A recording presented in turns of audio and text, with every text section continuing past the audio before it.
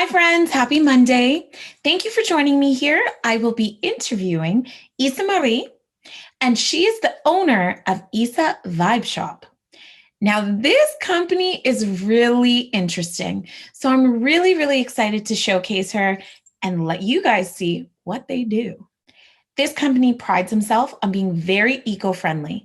With no further ado, let me introduce you. Thank you so much for joining us here. How are you? I'm good. Thank you so much for having me. It's my pleasure. I'm super interested in your business. So please share with us. What do you guys do? Okay. So I came up with this idea actually very recently, but we basically sell concentrated tablets of different household cleaners, for example, glass cleaners, stuff like that. And those tablets get dissolved in water. They come in eco-friendly packaging like this. And so yeah, you basically, instead of throwing away your plastic bottles that you normally buy with cleaning products inside, you keep them, you fill them up with water, you drop a tablet, and then you have a new refill without needing to buy another plastic bottle. What a fabulous idea. Thank you. So, will you tell us what sort of cleaners can you buy in tablet form? Yeah, so we have the hand soap refills, we have the glass cleaners, the bathroom cleaners, and the all-purpose cleaner refills. Okay. Where can people get it? So it's available on the website, isavibeshop.com. Also, I forgot to tell you, but we're going to be having the glass bottles because a lot of people ask for, reusable glass bottles. Those are going to be available next month, but they're not out yet, but just, to mention it. So yeah, on the website, some stores where I live in Montreal also have them. It's called Empire Exchange. So you can get them there as well. It's also a zero waste store. So yeah. Okay. So, can you tell me? I know you kind of touched on it a little bit. What made you get into this?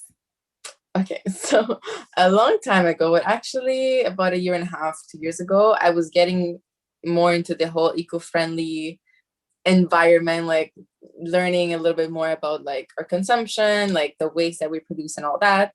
And I started, buying eco-friendly products. And I quickly realized as a college student that they're very expensive.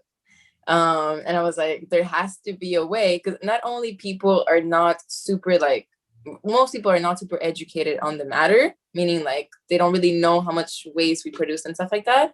But also the people that are educated, let's say, most people can't afford it because it's way too expensive. So I'm like, there has to be a way for people to, even just normal people like that don't really care about the environment, they just want to buy products that work and that they're affordable, but you get the eco-friendly plus that comes with it. Mhm. So I wanted to buy those products, and I wanted to buy these tablets from a company, but they would not ship to Canada. Oh, So they existed, of course, like the concentrated tablets have been around for, many purposes, not only cleaning, but other things. But yeah, I wanted to buy them myself, but I couldn't find them. Like I couldn't get my hands on them here in Canada. So I was like, there has to be a way. So I started actually making them myself, and my video blew up. Yeah, it blew up pretty fast. I was not expecting it, but I'm so grateful it did. And here we are. when did you publish that video? It was in March. I did not remember the exact date, Mm. but it was probably the beginning of March, like March, maybe 2nd. You know what? You are absolutely correct when you said it blew up because that's how I became aware of you as well. Yeah. So that's the crazy thing about social media. It's like I just posted that video and then I went to watch TV with my mom. I did not expect, the video to go viral, but then a lot of people messaged me. They wanted to buy our products. Some people wanted to distribute them, and just like you, a lot of people found out about this idea. Before going to bed, I checked my TikTok and it was at 10K views, and I was like, oh my god, it is at 10K views. uh, so then I couldn't even sleep. I got so excited. I started replying to all the comments. I was like, oh my god, thank you guys so much. And then when I woke up the next morning, I checked again. It was at 40,000 views. And I Wow. was like, oh my God, this is crazy. And throughout the day, it went from like 40,000 to 100,000 to 200,000. And I think it reached 1 million in the first 24 hours. Congratulations. That's Thank incredible. you. Thank you so much. And also in my videos, I try to educate people a little more about, the environment, like our impact, especially our impact, because we don't really know a lot about that, right? Like you go throughout your week, you throw away stuff, like each week you just take, or every days for some household, they take out like the trash bag, but then like, where does that go? Like it doesn't disappear, right? And that's Yeah. what we're missing. We're missing that connection between like, okay, yeah, I put the trash bag outside, but where does it go? Can So you share some tidbits of things that people may not know? let's say 19% of plastic gets recycled in North America, which means like out of everything that we put in the recycling bin, only that amount gets recycled. So we're not even taking into consideration the people that don't recycle. Okay. Why does only 19% get recycled? For many reasons. One, because for some reason in North America, people are not very well taught to like recycle properly. In Europe, they don't have that problem. In Europe, I would say it's around 70% that gets recycled. But in North America, for some reason, they don't focus enough on like what can be recycled. Like, yes, let's recycle, it's good for the environment, all that. We have it's all good. But then what can be recycled? We don't really know. So for example, if you buy a salad in a plastic container, you can just toss it in a recycling bin because it's dirty, like it had food in it. So technically you would have to wash it and put it in the recycling bin. Because over there at like the factories, not really the factories, but Where where they all the stored recycling everything. goes, Yep. yeah, they're not gonna clean, Right. every container that they get. So they just kind of just ends up in a landfill. Just it takes an extra step to end up in a landfill. Any soft plastic, for example, plastic bags, stuff like that, doesn't get recycled and actually gets stuck in the mechanism that recycles. So it's actually pretty bad. Basically, if you look at plastic, every plastic has like a number for like the quality. The higher quality, the more recyclable it is.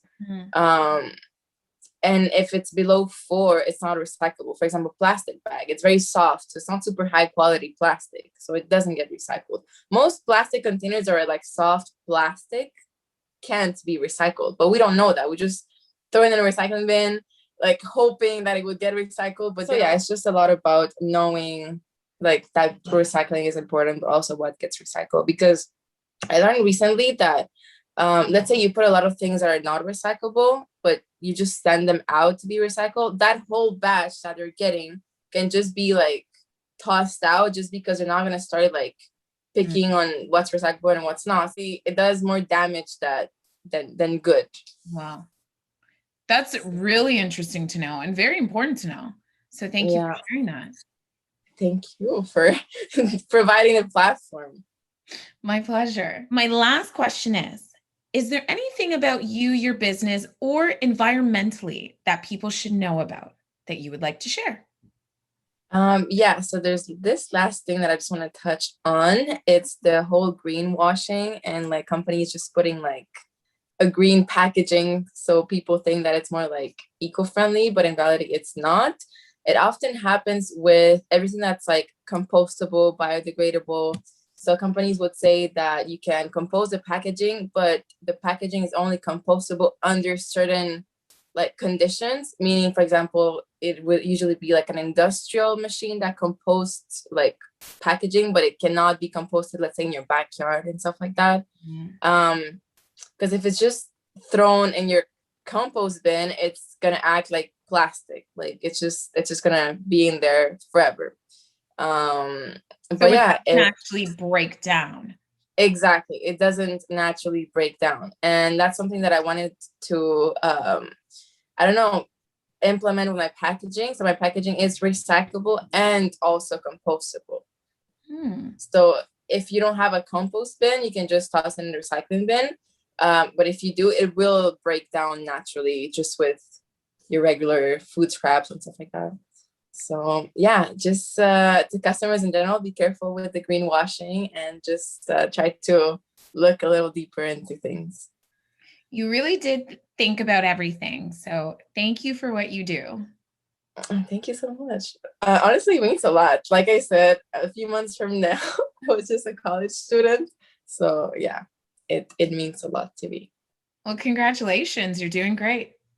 Thank you so much. Well, I will leave all your contact information just below.